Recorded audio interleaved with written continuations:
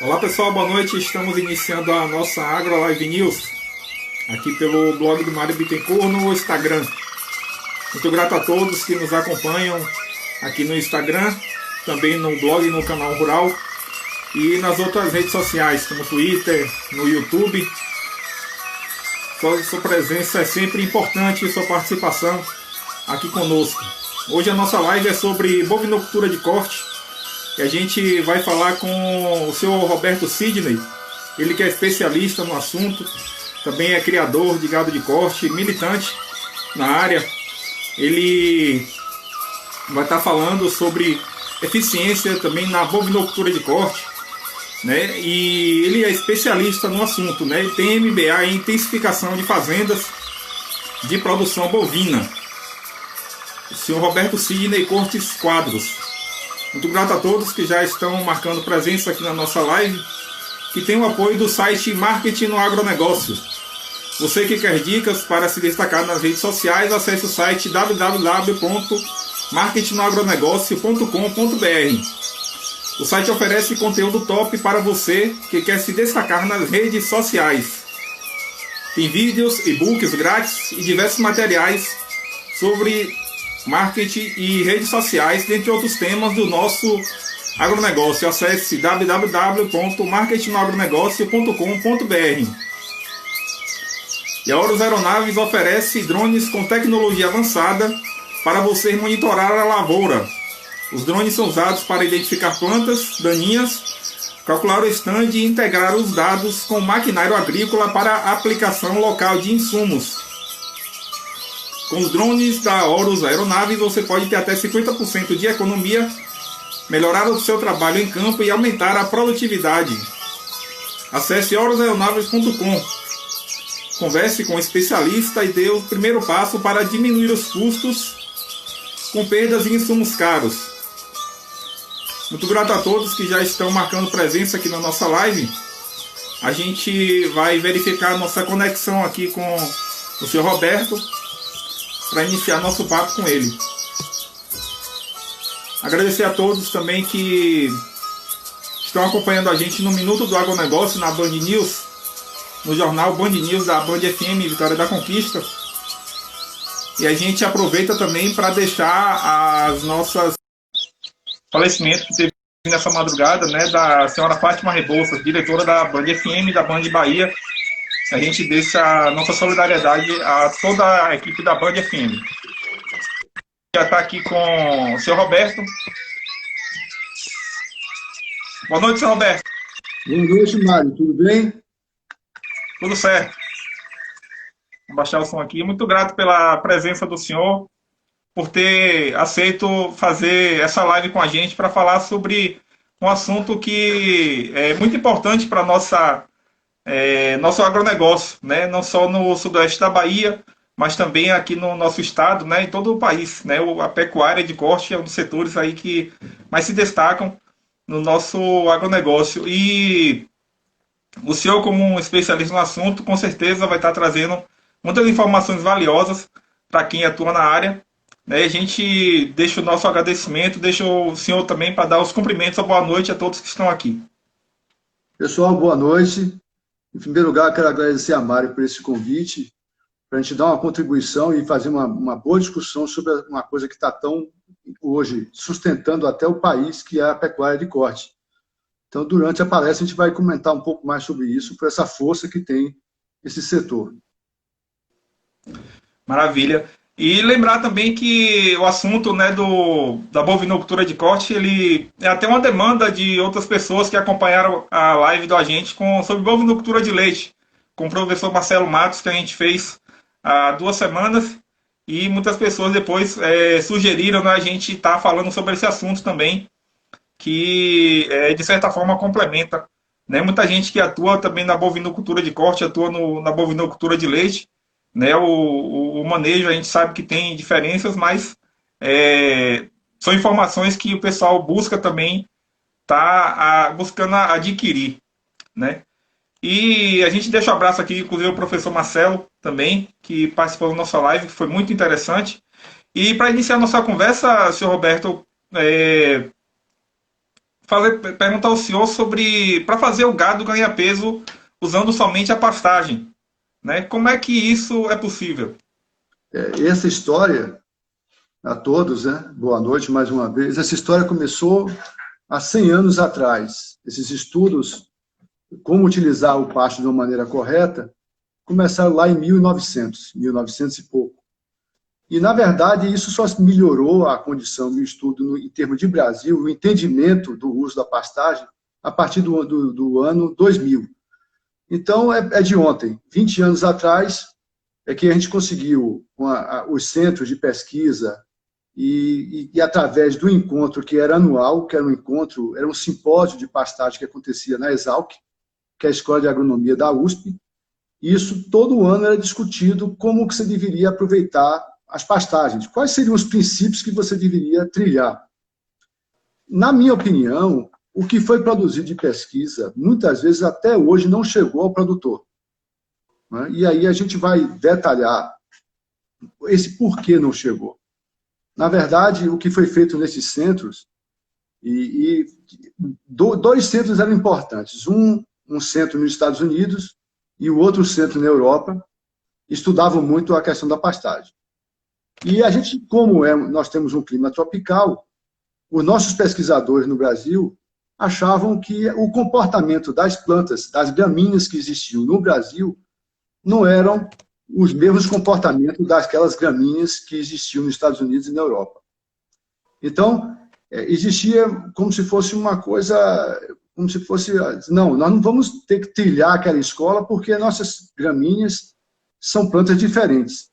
E vocês vão ver que, na verdade, o comportamento das plantas do clima temperado, que é da Europa e dos Estados Unidos, é muito parecido do que as plantas tropicais. Isso foi descoberto depois do ano 2000, principalmente, e a gente tem que fazer essa homenagem àquelas pessoas que fizeram mestrado e doutorado lá também na Exalc, que pegaram esse tema e levaram para adiante com alguns professores muito importantes.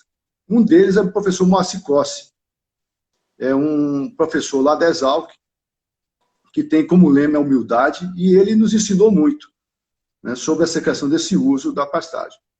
E eu também queria agradecer a Marcelo, porque a primeira história que eu vou contar, para a gente começar a falar do pasto, como de fato ele pode engordar, e saber que condição hoje nós estamos utilizando, e na minha opinião nós estamos utilizando de maneira incorreta, ou, vamos dizer, de uma maneira não adequada, por falta até de conhecimento. Marcelo me contou uma história que chegou um técnico numa fazenda que tinha um rotacionado de leite, a gramínea era mombaça, o capim era mombaça, um capim bastante interessante, um colonião bastante produtivo, e as vacas estavam deitadas na sombra, e o técnico perguntou a esse produtor, disse, o que é que você está achando das suas vacas? O que é que você está pensando sobre elas? E aí o produtor respondeu, você não está vendo aí? Elas estão deitadas, elas estão tranquilas, elas estão abastecidas, comeram bem. E aí o técnico perguntou a esse produtor, eu posso fazer uma ação aqui na sua fazenda? Ele disse, pois não, pode fazer. E aí esse técnico foi até uma porteira de um piquete que não estava sendo, que estava bom, mas não tinha sido usado, e abriu a porteira. Quando abriu a porteira, todas as vacas se levantaram e foram para o piquete e acabaram com o piquete, comeram todos. As vacas comeram todo o piquete, ou seja, as vacas que aparentemente estavam alimentadas, estavam de fato eram com fome. Com fome. Então, assim, como ela não se comunica diretamente, nem os bois, nem as vacas, nem os bezerros, diretamente com a gente precisa entender que existem alguns sinais e algumas medições que a gente pode saber para ver se elas estão satisfeitas ou não. Isso foi um marco, e eu estou citando, o Marcelo me contou essa história, e veja como muitas pessoas estão equivocadas em relação à condição do uso do pasto, muitas vezes pensando que suas vacas ou seus bois estão bem alimentados, e de fato não estão. É claro que se eles não estão, isso vai se refletir na menos peso, menos ganho de peso e menos leite. Mas o que está acontecendo, pessoal, é que está havendo de um tempo para cá, depois que Barreiras e Luiz Eduardo Magalhães se firmaram como polos produtores de grão, as pessoas começaram a dar menos importância ao pasto e começaram a substituir o pasto por grão. Que, bom, a certa medida é importante de forma suplementar. Mas o problema é que isso ficou muito fácil fazer. E o entendimento é que era mais difícil você manejar o pasto. Então, daí começou a se trabalhar muito, se utilizando o grão, que a princípio de conversa, para a gente justificar porque nós vamos falar tanto de pasto, é 10 vezes mais caro usar grão do que usar o pasto. Não é? Só para você ter uma referência no gado de corte. Se você vende hoje um animal a R$200, arroba, você tem 1 quilo de carcaça valendo R$13 e fração. Se você usa um grão, 8 quilos de grão, ou seja, todo que um animal de 400 quilos deveria comer, você vai gastar R$6,50. R$6,50. E você vai obter 13 na venda. Se você utilizar o pasto de maneira correta, você vai gastar de pasto 0,65 centavos. Ou seja, usar grão é 10 vezes mais caro do que usar o pasto. Só para que a gente contextualize essa nossa live, de senão, por que nós estamos falando sobre isso? Por que a gente está dando essa importância? E nós não somos só tão falando, nós não só estamos falando, nós estamos fazendo. A gente acabou de fazer um experimento na fazenda, que é lá em Nova Canaã, inclusive vizinho de Marcelo, que durante a live eu vou falar com vocês. Agora, Mário, eu queria discutir com você um pouquinho sobre a questão das perguntas. É uma coisa interessante de como é que nós vamos fazer essa abertura em relação às perguntas. Eu não tenho problema nenhum de ir respondendo ao mesmo tempo que a live for caminhando. Tranquilo, a gente vai conversando.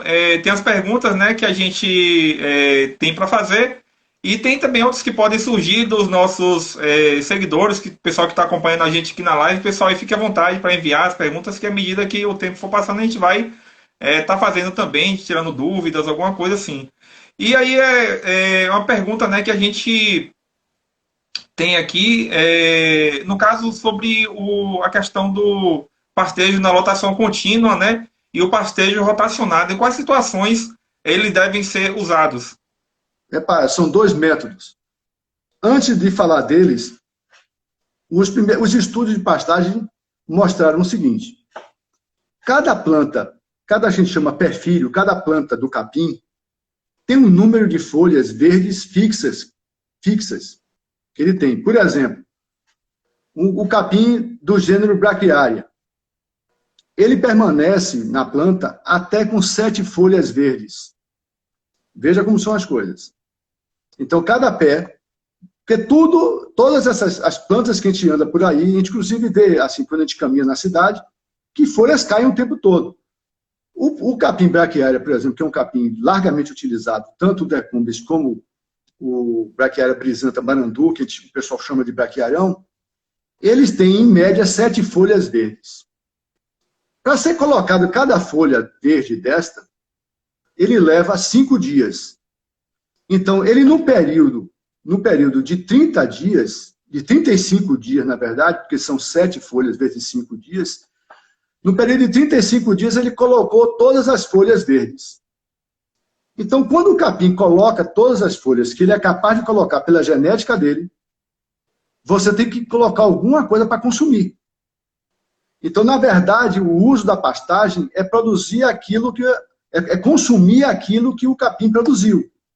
Então, cada folha que foi produzida tem que ser usada, tem que ser consumida, porque senão nós estamos produzindo e nós não estamos tendo resultado. Então, veja, enquanto que o milho, por exemplo, você leva 4 meses entre o plantio e a colheita, você tem 90 dias, a pastagem a cada 20 a 30 dias você tem uma safra. Veja como são as coisas. O pessoal diz, mas o produtor da bovinocultura de corte não é agricultor. Não é como. Ele tem uma situação de necessidade de colher a cada 20 a 30 dias. Enquanto o pessoal do milho planta, vai cuidar da lavoura até para colher com 4 meses. Então, veja bem, são 2 capins que se utilizam na lotação contínua e na lotação intermitente ou rotacionada, que são os braquiárias e são os pânicos, que a gente vai falar já já sobre eles. Então, veja bem, os pânicos, de forma diferente, eles permanecem na planta com 5 folhas verdes. E cada folha dessa leva 7 dias para ser produzida. Veja que braquiária tem 7 folhas, leva 5 dias para produzir cada uma. 35 dias para produzir as 7. Os pânicos, por exemplo, o Mombasa e o Tanzânia são capins largamente usados, ficam mais ou menos com 5 folhas verdes, e cada folha leva 7 dias para ser produzida. Então, no intervalo de 30 dias, você tem uma safra, seja de um colonião, desses mais novos, como o Mombasa e o Tanzânia, seja do braquiária. Então, se a folha é produzida, você tem que colher.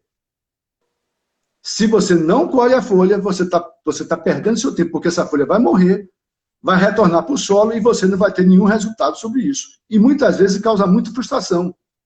Porque hoje a ideia que você tem do pasto é que você olha aquela questão verde, mas você não olha a unidade do pasto, que é um pé de capim. Então, a ciência toda, nos últimos, principalmente 2000 para cá, faz um esforço muito grande para que essa colheita do capim, que a gente chama manejo do pastejo, seja feita da melhor maneira possível. Então, a gente tem 2 métodos para fazer. Um método que eu utilizei na pesquisa, que é o boi não sai da área, não rotaciona, ou seja, ele entra na área e permanece na área. Só que cada 28 dias você monitora o que tem na área de pasto, de disponibilidade. Então você estuda o que tem e você ajusta a carga. Ou você coloca mais boi, ou você diminui o boi daquela área. É uma lotação contínua com a carga variada. A gente vai conversar com isso com mais detalhe lá na frente. E o rotacionado, diferentemente disso, você tem os piquetes, e que esses piquetes são, geralmente é feito um piquete por dia, às vezes você também tem usos rotacionados que você usa um piquete por 3 dias, isso depende muito do modelo que você está adotando. E essas são as 2 formas principais que a gente usa. Existe uma terceira forma, que é a lotação contínua com carga fixa. Ou seja, você não tira a boi nem coloca. Essa geralmente dá problema em termos de você ser capaz de regular a disponibilidade. Bom, mas mas como é que eu vou fazer isso? Como é que eu vou conseguir medir? São essas coisas que nós vamos detalhar um pouquinho mais adiante. O fato é que com o estudo de 2000 para cá, dos capins, principalmente dos braquiárias e desses coloniões, que nós já citamos aqui, que é o Tanzânia e Mombasa, os coloniões, e o braquiária, principalmente o marandu, o Brisanta marandu, que se disseminou pelo Brasil de uma forma interessantíssima, muito forte, e outros dele, como Piatã, Charaés, enfim, eles hoje são a base. E existe, desses 2 métodos que a gente comentou, lotação contínua com carga variada e lotação rotacionada, é que os coloniões não se prestam para você fazer lotação contínua. Então, se Mário tem uma fazenda que ele tem colonião, é uma fazenda que já está, ou um colonião tradicional, ou implantou o Mombasa, você necessariamente vai precisar rotacionar, porque senão a perda daquilo que você está produzindo vai ser muito grande. Já nos braquiárias, não. Os braquiárias são bastante apropriados para lotação contínua. E se você for fazer uma diferenciação, com a sua pergunta que você me fez, dos 2 métodos, o nível de investimento em um sistema rotativo, de cerca, por exemplo, bebedouros, é muito maior do que no sistema de lotação contínua com carga variada. Você vai gastar mais em instalações.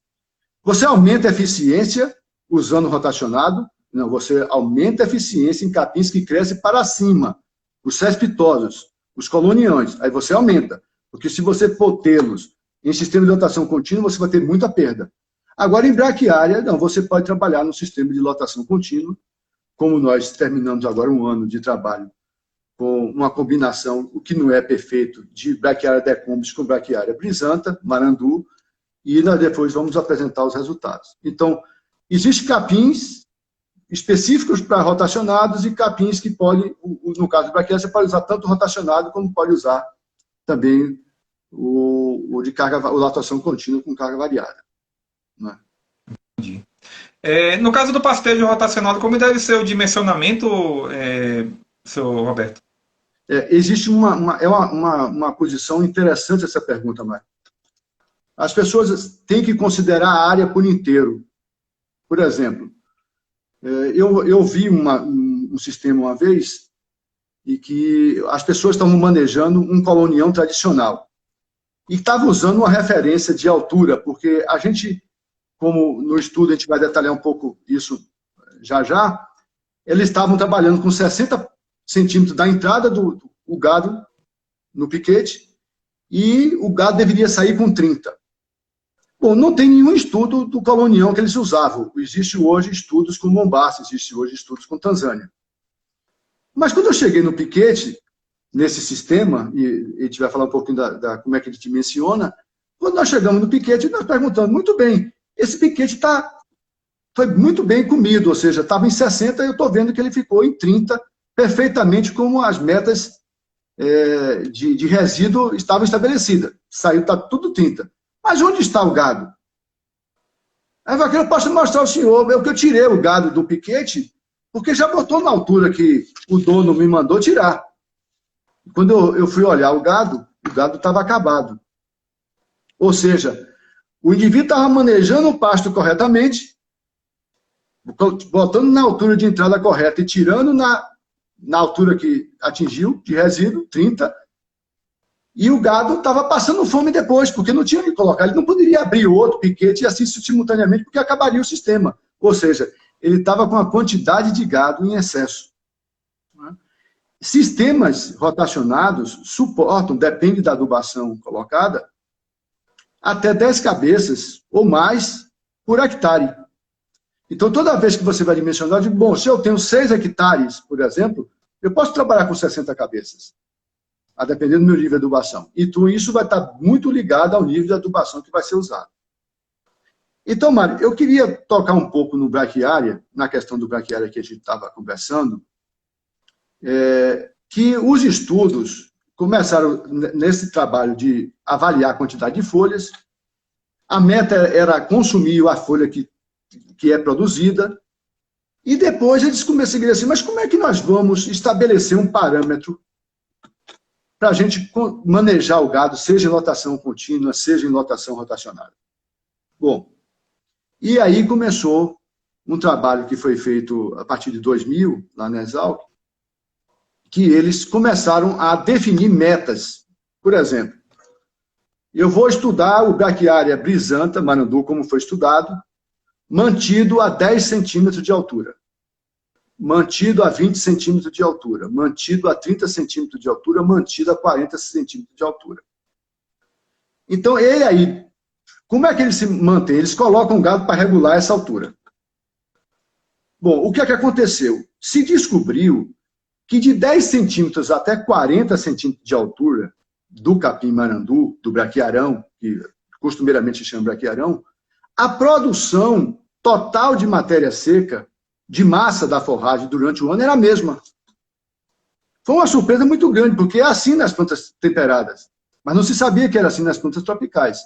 Ou seja, se você mantém o capim a 10, 20, 30 ou 40 centímetros de altura, a produção anual dele é a mesma. Eu disse assim, bom, então eu posso trabalhar em qualquer nesses níveis, então eu posso manter o capim a 10, o capim a 20, o capim a 30 ou o capim a 40. Não é bem assim. Porque, veja, se o capim produz, depois ele atinge uma quantidade de folhas verdes, depois quando ele bota, por exemplo, braquiária, a 8ª folha, ele morre a mais de baixo. Ele tem que se equilibrar. Ele coloca mais uma e morre mais de baixo. Então, como é que vamos? Bom, e se isso acontece, se a mesma condição de produção, porque ao mesmo tempo, um pasto a 40 centímetros, ele produz e ele morre mais as plantas baixeiras. O de 10 centímetros morre mesmo. Mas que decisão eu vou tomar? Para que altura eu devo manejar um pasto, por exemplo, de braquiarão? Eu devo manejar com quanto? Aí que colocou o gado na história.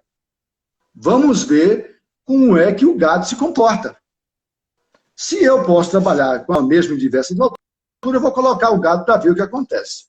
Muito bem. Aí as coisas ficaram diferentes. E muito diferentes. Por quê? Porque o bovino tem uma coisa que a gente chama bocado. E o bocado do bovino não é igual do ovino, não é da cabra, do caprino, nem do cavalo. Ele tem que botar a língua para fora, puxar a folha e cortar. Significa um bocado. Então, as outras espécies animais que nós citamos comem com os lábios. Os bovinos não. Os bovinos botam a língua, puxam e cortam a folha. Muito bem.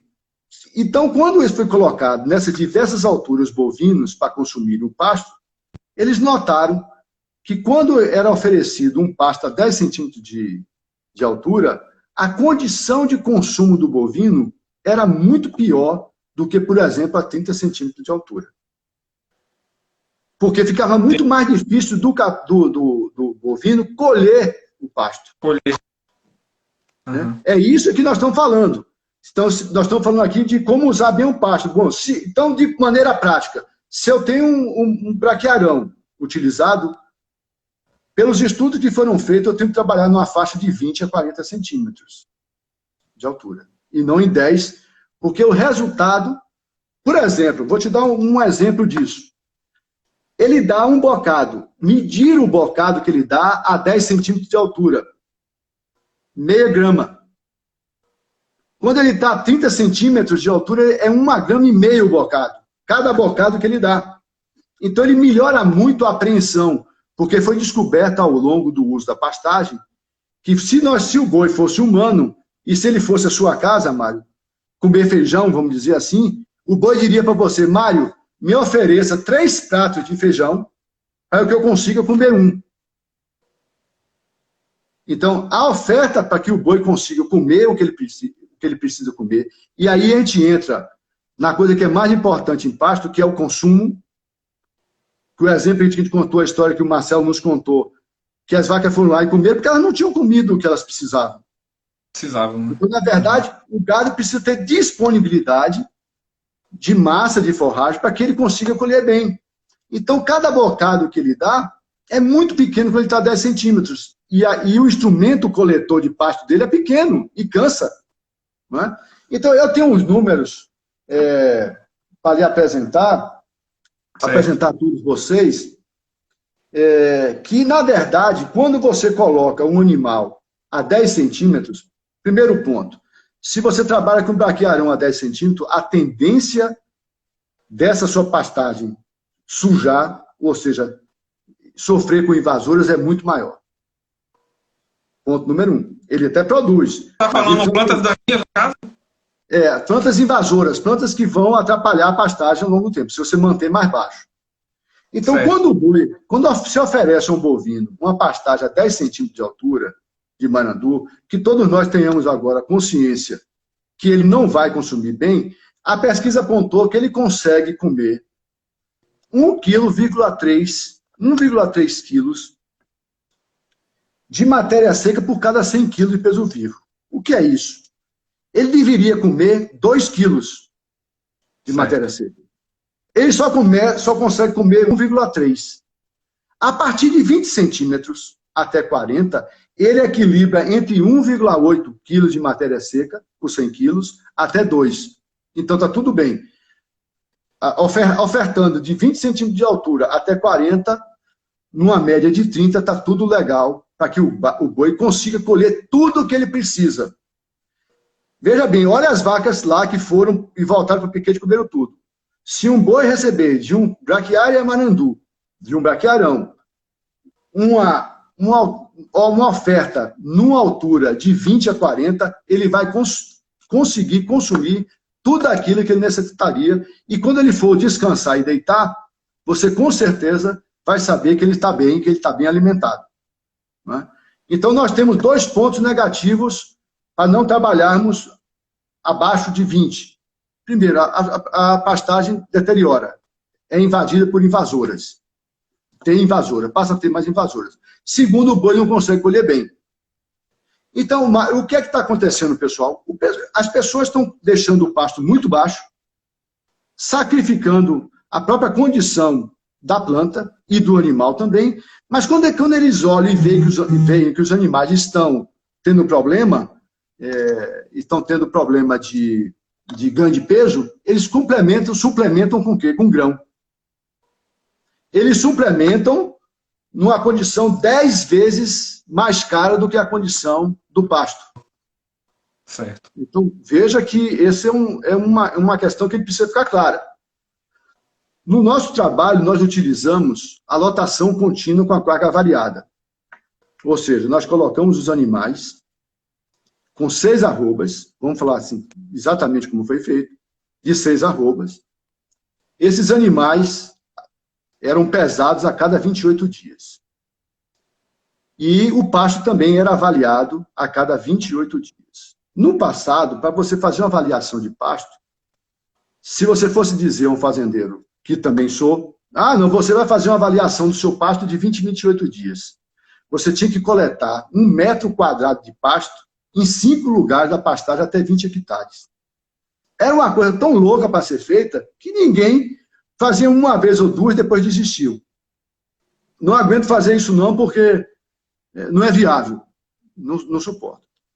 Então nós passamos, e a própria pesquisa passou a avaliar o pasto que você tem, de 20 a 30 hectares, com uma régua, para saber se ele estava naquela altura que você deseja. Por exemplo, o marandu braquiarão devia estar em torno de 20 a 40 centímetros. E a gente joga num lugar só, depois que você faz uma avaliação em termos médicos, porque os braquiárias também são excepcionais para que o gado não faça onda na pastagem. Do jeito que ele come no local, os outros ficam iguais, os locais.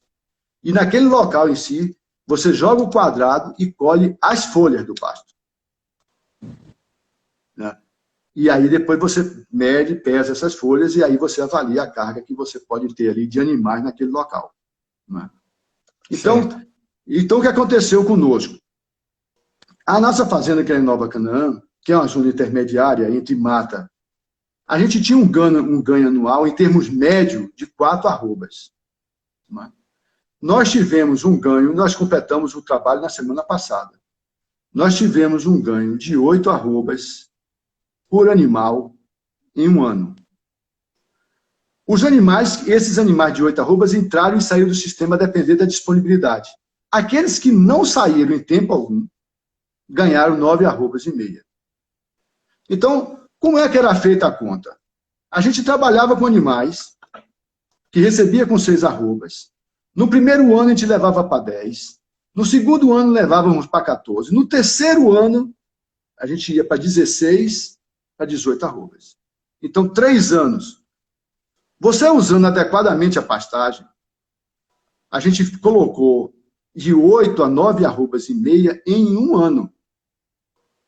Quem quiser, pega a sua máquina e faça o cálculo quanto foi o ganho deles por dia. Que é em torno de 1 quilo e alguma coisa. Em pasto e sal mineral. Tudo porque foi olhado de forma correta o uso do pasto. É isso que nós estamos batendo nessa live, conversando sobre isso. Aí você fala assim, não, Roberto, mas no rotacionado nós arrumamos tudo.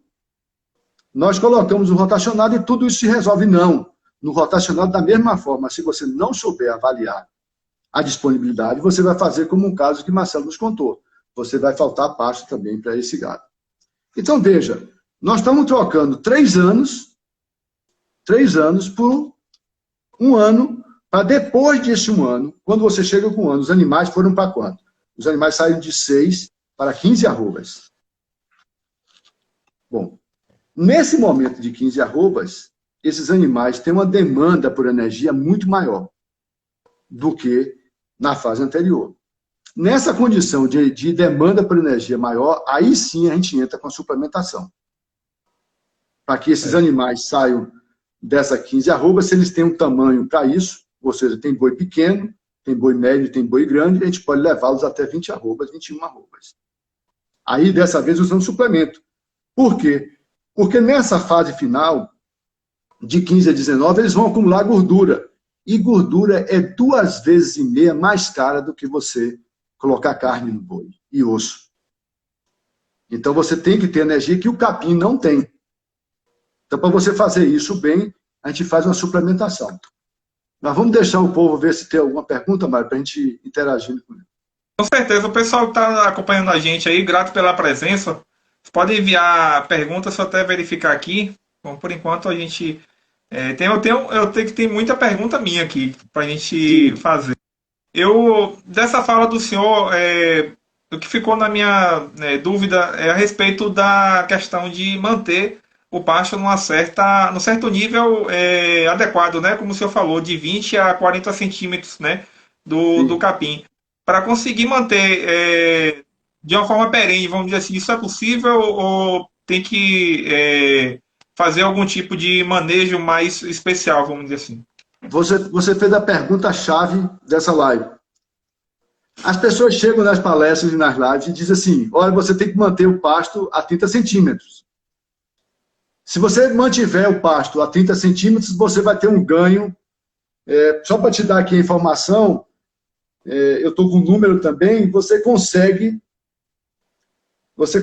750, 900 gramas por dia de ganho de peso, que em termos de pasto é muito bom. Mas aí Certo. você pergunta, como você está perguntando, mas como é que eu faço para conseguir manter em 30? Então, qual é a mágica? Como é que é esse processo de avaliação? É esse processo em si, é que as pessoas falam na live, nas palestras, e ninguém ensina. Como é que o sujeito vai meter a mão? Como é que eu vou fazer? A não ser que eu tivesse uma conversa com os bois, vem aqui, boi. Você vai manter meu pasto nessa altura. Não tem essa condição. Então a gente precisa ter, como a gente introduziu, nós precisamos fazer uma amostra. Você avalia a área que você está trabalhando, por exemplo, 20 hectares. Você passa por ela toda a cavalo ou a pé, seja lá como for, a cada 28 dias e tira uma amostra de 1 metro quadrado. Você pega um ferro 3/8, soldado nas pontas, que mede 1 metro quadrado. Você joga no local e ali você delimita a sua amostra. Bom, delimitou sua amostra, você colhe todas as folhas desse 1 metro quadrado. Você coletou todas as folhas do 1 metro quadrado. Muito bem, você tem um peso. Olha, pesou 1 quilo. Só que aquilo ali é a matéria original, não é a matéria seca. Então você tem que fazer a matéria seca. O braquiarão, o marandu, dá mais ou menos, a gente usa um micro-ondas para fazer isso. Não é? E Marcelo brinca muito que nós queimamos o micro-ondas de uma pessoa para poder fazer matéria seca no micro-ondas. Você tem que colocar um copo de água dentro do micro-ondas, porque você vai botar, da amostra que você tirou, você faz uma subamostra, você tira 100 gramas e coloca no micro-ondas, numa vasilha de vidro, por exemplo. E lá dentro você coloca um copo cheio de água. E você coloca potência 5, potência 10 máxima, por 5 minutos. Tira o copo, joga a água fora, porque senão o copo ferve na segunda medida. O micro-ondas vai embora, perde o micro-ondas. Você coloca mais uma vez 3 minutos, depois coloca 2 minutos, 2, 3 vezes, aí você obtém quanto de matéria seca tem. Bom, então o cálculo é o seguinte. O boi, ele come do seu peso 2%, do seu peso vivo, 2% aproximadamente. É de 2 a 2,3% do seu peso em vivo em matéria seca. Vamos dar um exemplo de um boi de 400 quilos. O boi vai comer 8 quilos de matéria seca. 8 quilos de matéria seca é mais ou menos 40 e poucos quilos de capim verde. Mas você está fazendo sua conta. Você colocou no micro-ondas, sabe quanta matéria seca tem, sua amostra deu 1 quilo e você obteve o cálculo que aquele 1 metro quadrado tem tanto de matéria seca. Bom, sabendo isso, você sabe o que é que tem na sua pastagem. Você, de 1 metro quadrado, extrapola para os 20 hectares. Né? Você já avaliou, para você tirar em termos médios, bom, meus 20 hectares têm tantos quilos de matéria seca. Como é que eu devo fazer a conta? Eu tenho que fazer uma oferta, já que meu boi, para comer, ter o bocado bom, precisa receber 3 vezes mais daquilo que ele de fato consome. Eu preciso, então, ele precisaria comer 2 quilos de matéria seca por dia. Eu ofereço 6. Então, é difícil, estar numa live, você fazer a conta, até bom num quadro, mas enfim, outras faremos num quadro. Mas se você vai oferecer a ele não 2 daquilo que você vai comer por 100 quilos, você vai oferecer 6 de matéria seca para 100 quilos de boi. Ora, se você tem a quantidade de quilos de matéria seca que você mediu, Você vai dizer, bom, eu vou oferecer 6 para 100 quilos de boi, mas eu tenho tantos quilos de matéria seca, 1.000, 2.000, 3.000, 4.000, 5.000 quilos de matéria seca. Quantos quilos de boi eu posso ter aqui? Regra de 3. Só que é para o consumo de um dia. Para você fazer uma avaliação de 28 dias, você pega esse resultado, divide por 28, e aí você vai encontrar, de maneira aproximada, a quantidade de boi que você vai poder manter naquela área, para que o seu pasto continue naquela altura. Veja, quando você oferta 6, que é 3 vezes mais do que ele precisa, há uma tendência de sobrar pasto na área. Então, o que é que você faz? A gente vai corrigindo isso. A gente coloca, geralmente, pela experiência, a gente coloca mais 30% ou 40% de boi em cima. Bom, por exemplo, deu o cálculo 20 bois, coloco 22, 23 bois. Por quê? Porque quando você tira a fotografia do pasto, naquele momento que você amostra, é uma fotografia do momento. Mas durante 28 dias o pasto vai continuar crescendo ou não. Então você faz um ajuste em torno de 10, 20, 25% a mais, para que o pasto não comece a sobrar e passar da altura, que também é ruim, que começa a ter folha, a gente perder aquelas folhas que nós produzimos. De uma maneira geral, eu sei que ele falou assim, essas outras pessoas estão enrolando, porque não diz como faz. Ele está dizendo, mas de uma maneira mais complicada. Não é complicado. Se a gente achar que é internalizar que é complicado, nós não vamos fazer nunca e não vai obter o resultado que eu obtive. Não é, então a questão era bucólica, assim, eu vou chegar lá, vou montar um cavalo, vou botar o boi. Não, tem que trabalhar um pouco com o que tem de pasto. Não é brincadeira você botar 1 quilo e pouco em boi, em pasto por dia, em nenhum local, se você não tiver condição técnica. Uhum. Né? Então é isso que a gente trabalha hoje. Então essa questão de como a pergunta que você fez é isso, é uma amostragem. É um metro só, depois de você fazer uma avaliação que em termos médios representa a sua amostragem, está bem calibrada, e você aí equilibra os seus 30 centímetros, no caso de lotação variada. Se você calcular a quantidade de boi, se você calcula uma lotação variada, uma quantidade de boi, e você nota que a quantidade de boi que existia ali ultrapassou aquela condição do pasto, por exemplo, secou, não choveu, você vai ter que tirar esse boi para algum lugar. Você não pode continuar naquele local, porque senão a pastagem vai começar a diminuir de altura e vai para aquela condição de 10 centímetros, que é ruim, tanto para o boi como para o próprio pasto. Aí você fala assim, bom, eu tiro da pastagem e coloco o boi onde? É uma boa pergunta, né? Eu tiro lá, tá muito bom, eu tiro de lá e boto onde? Então tem que ter na fazenda algumas áreas que a gente chama áreas pulmão, que vai receber esses bois que estão sendo manejados, para que esses bois consigam equilibrar a parte do pasto que você está obtendo, que você está trabalhando. Então, aí, bom, eu preciso de boi. A mesma coisa. Não, passou, choveu bem, eu estou precisando de mais boi. Mas você está precisando de mais boi, então você também tem que ter na área pulmão boi para ser colocado. Lembrar sempre que para um boi ser aceito num grupo, leva 7 dias. Então, toda vez que você coloca um animal, tem briga durante 7 dias aproximadamente. Até 7 dias de briga. E às vezes são brigas feias dos animais. Certo, Mário? Seu Roberto, mandar uns recados aqui das pessoas que estão aqui. Jorge Filho, ele está dizendo que minha fazenda na Caatinga, o capim é búfalo. Como faço para avaliar entrada e saída neste capim? Pode dar alguma orientação para ele aí? Sim, a região de Caatinga, elas têm uma peculiaridade, que esse capim é bem estacional. Né? É um capim, o pessoal chama búfalo, é um capim chamado búfalo grécia, é uma grama, inclusive bem sujeito a cigarrinha, por sinal, mas você só vai poder utilizar por um período. Por quê? Porque da mesma forma que você avalia os outros capins, você vai analisar o búfalo. Não existe estudo que eu conheça de entrada e saída de búfalo. Coloque com tanto, se for rotacionado, tire com tanto. Desconheço que tem algum estudo sobre isso. E o búfalo realmente choveu e em pouco tempo ele vai e vem com tudo, vem com semente, vem com todas a necessidade de reprodução dele. mas ele cabe muito bem. Inclusive, na região que nós estamos com fazenda, as pessoas compravam fazenda na Caatinga para recursar o gado. Então, o que é apropriado para uma região dessa? Ou uma combinação com palma, para que o boi saia de lá e vá viver na outra parte do ano que não tem capim com palma, por exemplo. Né? Ou você tem bois que você vão conseguir terminar o boi naquele pasto, naquele período depois da chuva.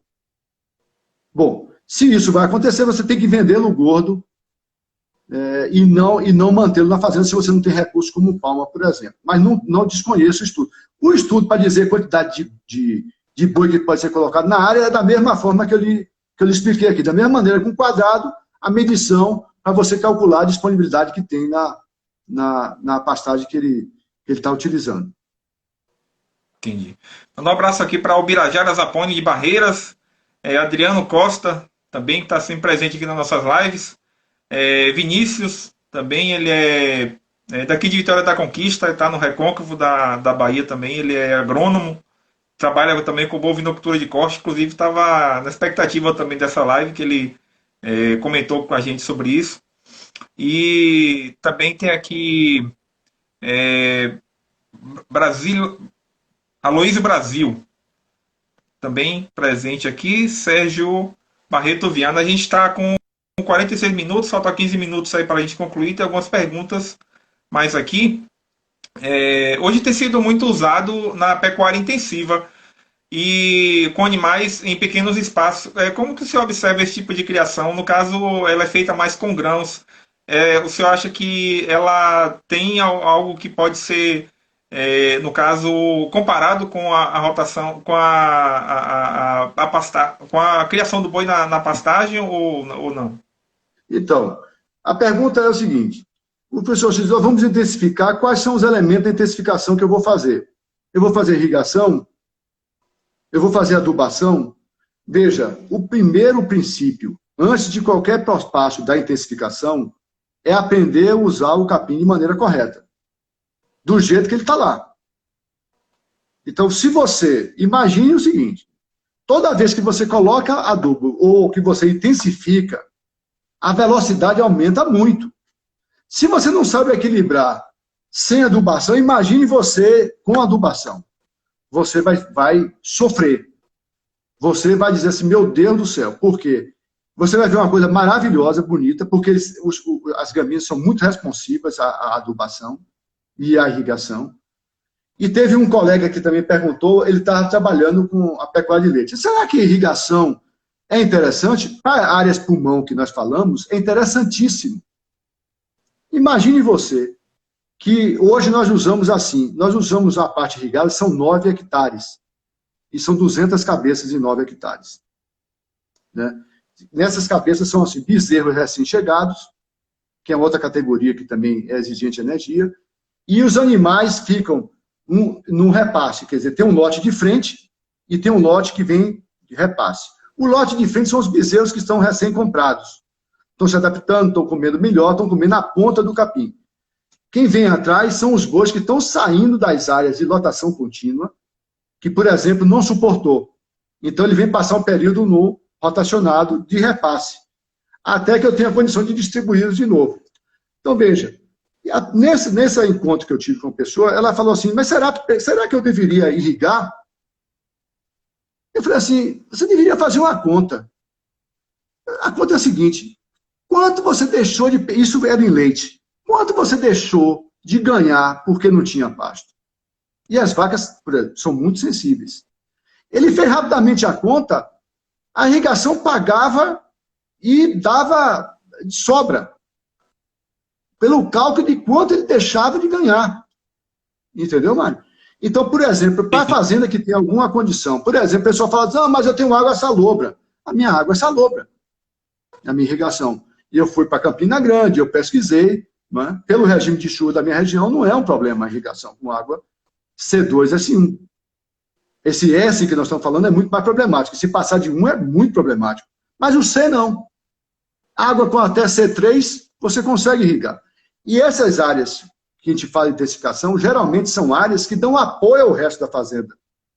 São áreas que podem ser adubadas e até irrigadas para sustentar o seu sistema. E aí você conseguir melhorar muito a sua condição. Então, tanto uma como a outra, não é que eu só preconizo, não, eu mesmo faço. Eu tenho uma irrigação de uma área de 9 hectares, né, para 200 cabeças. Maravilha. A AgroLive News ela tem o apoio do site Marketing no Agronegócio. Você que quer dicas para se destacar nas redes sociais, acesse www.marketingnoagronegócio.com.br. E com a tecnologia oferecida pelos drones da Horus Aeronaves, você pode ter até 50% de economia, melhorar seu trabalho em campo e aumentar a produtividade na lavoura. Acesse horusaeronaves.com, converse com um especialista e dê o primeiro passo para diminuir os custos com perdas e insumos caros.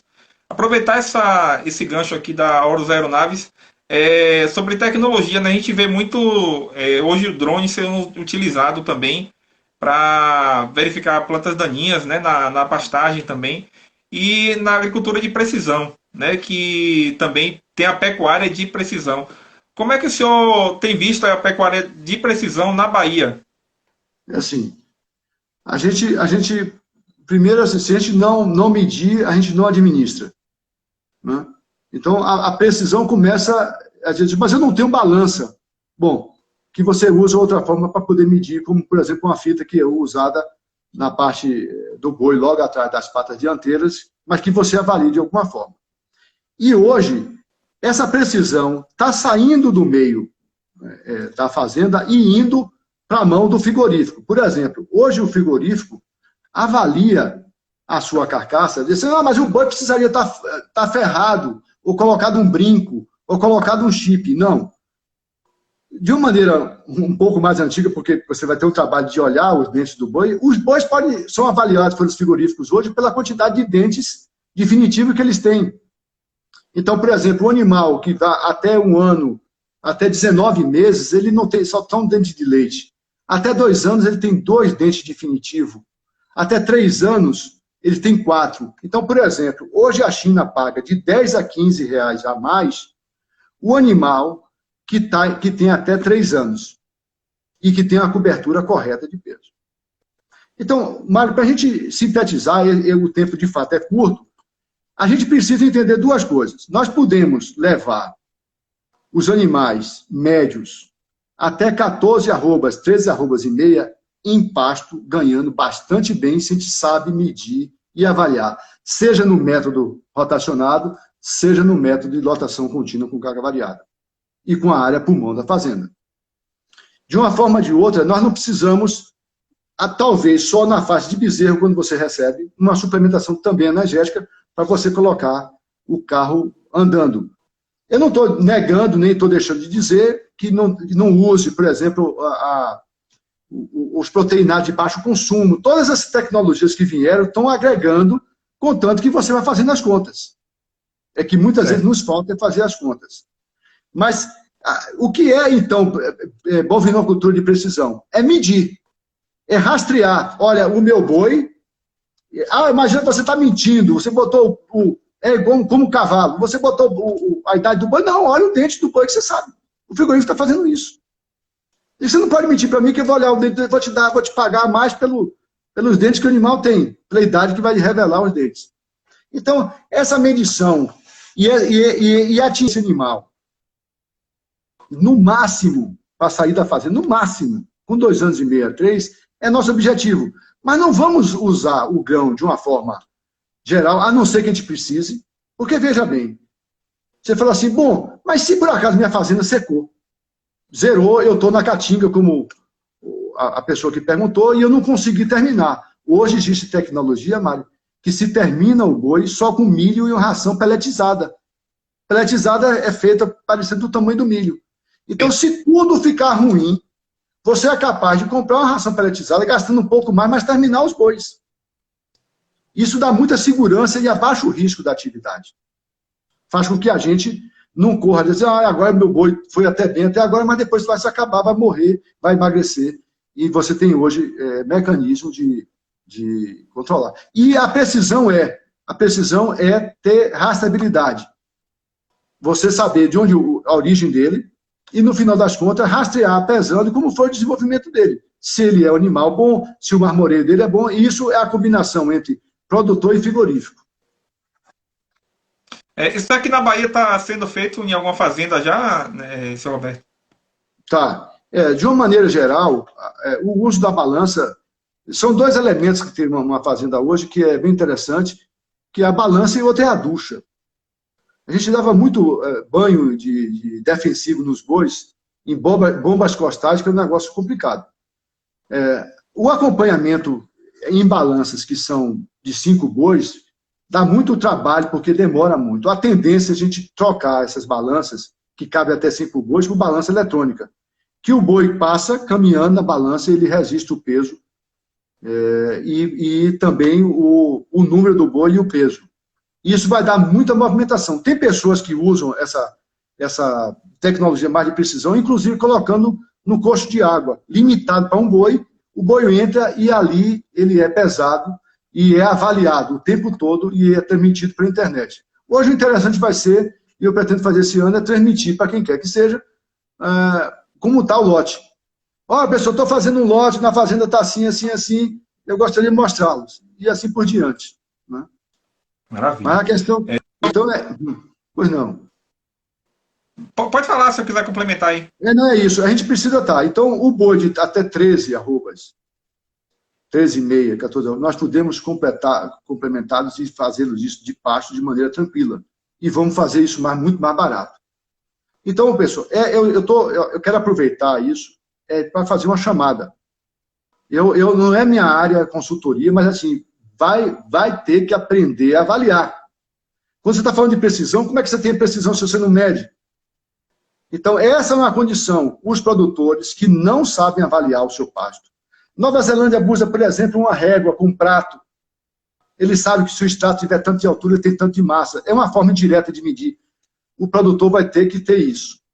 Por quê? Senão ele vai ficar numa gangorra. Vai em cima, vai lá em cima, vai embaixo. Ele não consegue trazer a fazenda para um leito mais tranquilo de exploração, mano. Né? Então, é questão de administração, né, senhor Roberto? É uma questão de administração. É uma questão... Essa medição não é uma atividade muito comum. Né? E você fala assim, mas é difícil. Não é nada difícil, porque se colocar que é difícil na cabeça, não está na rotina. Deveria passar a estar na rotina. Né? Uhum. Como é que você tem, por exemplo, eu pergunto dessa forma. Então, a pessoa vai cozinhar para 50 pessoas. Eu não tenho que avaliar mais ou menos quanta pessoa come para poder fazer esse almoço? Quantas galinhas, sei lá, para 50 pessoas? A mesma coisa para o pasto. Né? A gente tem muita dificuldade de olhar o pasto como deveria.